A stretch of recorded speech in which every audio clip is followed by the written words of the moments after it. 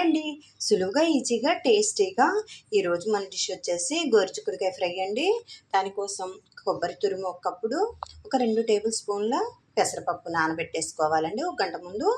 ఈరోజు ఫ్రై ఎలా చేసుకోవాలో చూద్దాము. ముందుగా ఈ గోరుచిక్కుడుకాయలని అటు ఇటు కట్ చేసేసుకొని మంచిగా పీసెస్ చేసేసుకోవాలి. ఇలా కట్ చేసి పెట్టుకున్న గోరుచిక్కుడుకాయల్లోనికి ఒక చిటికెడు పసుపు వేసుకోవాలి. ఒక చిటికెడు ఉప్పు వేసుకొని ఉడకబెట్టేసుకోవాలండి. స్టవ్ వెలిగించి ఉడకబెట్టేసుకుందాం. ఒక 2 నిమిషాలు ఉడికితే సరిపోతుందండి. మూత పెట్టి ఒక 2 నిమిషాలు ఉంచుకోవాలి.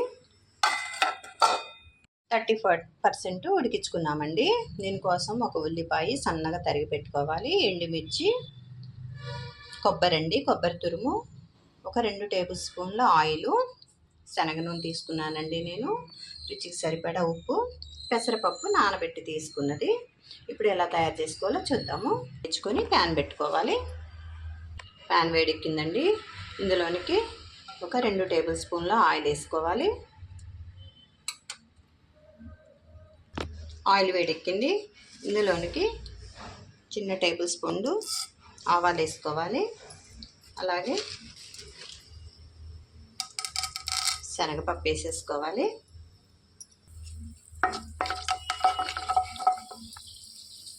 సన్నగా తరిగి పెట్టుకున్న ఉల్లిపాయలు వేసేసుకోవాలి.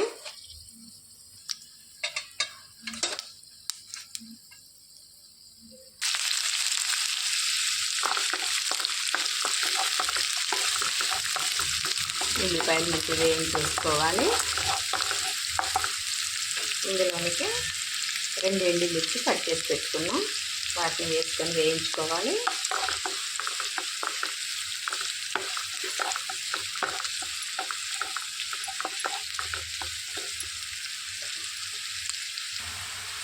కొద్దిగా కరివేపాకు కడిగి తీసుకొని వేసుకోవాలి.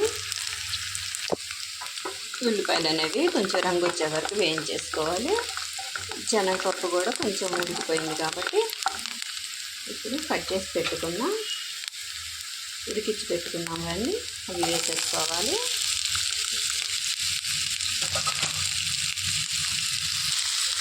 గోరుచిక్కుడుకాయ ఆరోగ్యానికి చాలా మంచిదండి.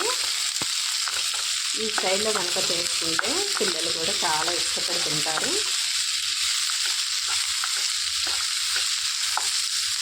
ఒక 2 నిమిషాలు మూత పెట్టి ఉడికించుకోవాలి. మూత తీసి చూసుకొని ఇందులోనికి 1/2 టేబుల్ స్పూన్ పసుపు వేసుకోవాలి. ఒక 1/2 స్పూను వేసుకోవాలండి. అందులో మనం ఉప్పు వేసుకున్నాం కాబట్టి ఉడికేటప్పుడు ఇందులో చూసి కొద్దిగా వేసుకోవాలి.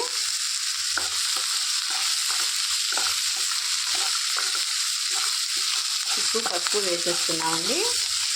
ఒక్కసారి తిప్పేసుకొని మూత పెట్టేసుకోవాలి.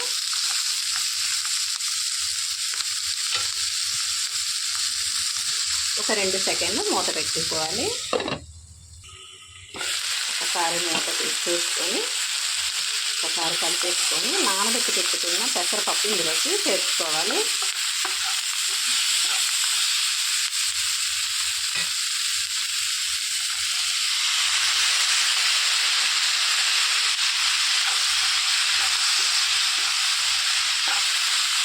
ఒకసారి మొత్తం కలిపేసుకొని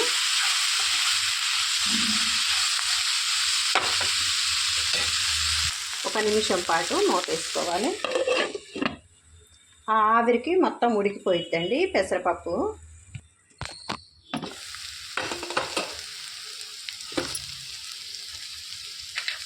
ఇందులోనికి ఇప్పుడు కారం వేసుకోవాలి. 1 స్పూనుడు. ఇలా మొత్తం చల్లుకోవాలండి. ఇందులోనికి ధనియాల పౌడర్ కూడా 1 టేబుల్ స్పూన్ వేసేసుకోవాలి. ఇలా మొత్తం కలిసేలా చల్లేసుకొని ఒకసారి తిప్పేసుకోవాలి. -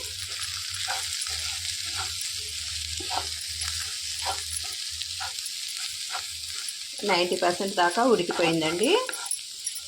ఇప్పుడు మనం కొబ్బరి చేర్చుకోవాలి. కొబ్బరి చేర్చుకున్నాక అట్టే టైం ఎక్కువ ఉండదండి. తురుము తీసుకున్న కొబ్బరిని పైన చల్లేసుకోవాలి. మొత్తం ఒకసారి కలిపేసుకోవాలి.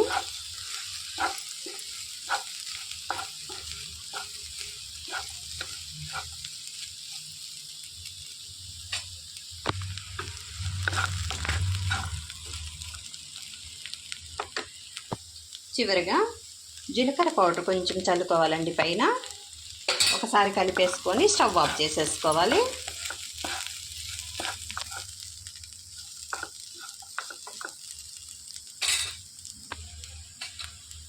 రెడీ అయిపోయిందండి టేస్టీ అయిన గోరుచిక్కుడుకాయ ఫ్రై అండి. సర్వింగ్ బౌల్లో తీసేసుకుందాం. రెడీ అయిపోయిందండి సులువుగా ఈజీగా టేస్టీగా గోరుచిక్కుడుకాయ ఫ్రై అండి. ఈ ఫ్రైని మనం సాంబార్ చేసుకున్నప్పుడు, రసం, చారు పెట్టుకున్నప్పుడు అండి సైడ్ డిష్గా చాలా బాగుంటుందండి. ఒక్కసారి కనుక మీరు ఇట్లా ట్రై చేసి చూసారంటే మళ్ళీ మళ్ళీ అడిగి తింటారు. మీరు తప్పకుండా ట్రై చేయండి. ఎలా వచ్చిందో కామెంట్ చేయండి, సబ్స్క్రైబ్ చేయండి. బాయ్ అండి.